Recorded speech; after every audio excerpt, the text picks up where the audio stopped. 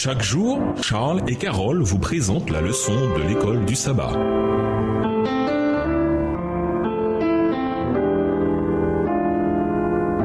Bienvenue dans votre émission Dieu nous parle. Nous voilà à la leçon de dimanche, la loi. Lisons Romains 3, le verset 31. Qu'affirme Paul ici? Pourquoi cette affirmation est-elle importante pour nous en tant qu'adventistes? Romains 3, verset 31. Anéantissons-nous donc la loi par la foi? Loin de là, au contraire, nous confirmons la loi. Dans ce passage, Paul déclare avec insistance que la foi ne réduit pas à néant la loi de Dieu.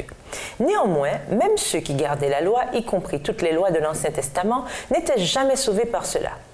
La religion de l'Ancien Testament, comme celle du Nouveau, a toujours été une religion de la grâce de Dieu accordée aux pécheurs par la foi.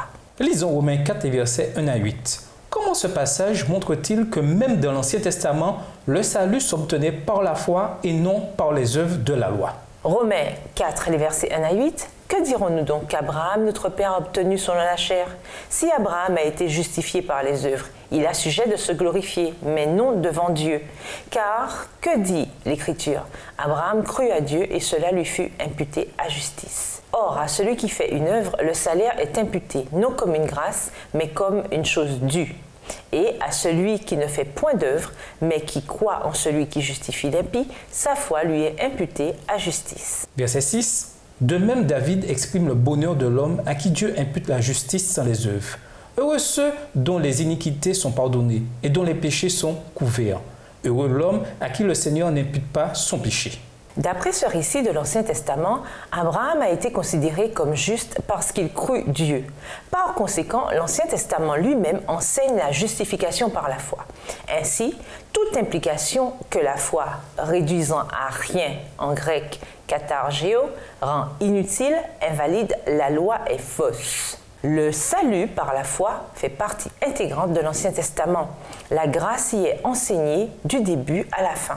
Par exemple, tout le rituel du sanctuaire n'était-il pas une représentation de la manière dont les pécheurs sont sauvés non par leurs propres œuvres, mais par la mort d'un substitut?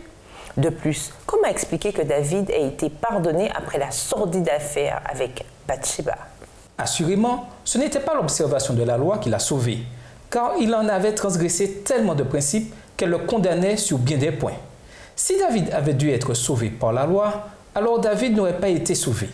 Paul présente le retour de David dans la faveur divine comme un exemple de justification par la foi.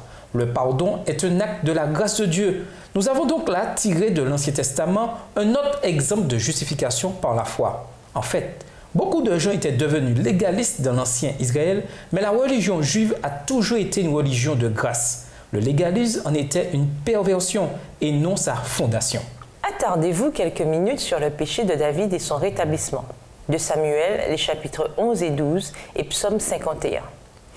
Quelle espérance pouvez-vous retirer de cette triste histoire? Y a-t-il une leçon ici sur la manière dont nous devrions traiter dans l'Église ceux qui sont tombés? Et nous vous laissons avec cette question de réflexion. Si, selon les Écritures, tout individu a été formé et est né dans l'iniquité, comment alors sommes-nous sauvés? Au revoir. Et à demain si Dieu veut. Dieu nous parle. Chaque jour, Charles et Carole vous présentent la leçon de l'école du sabbat.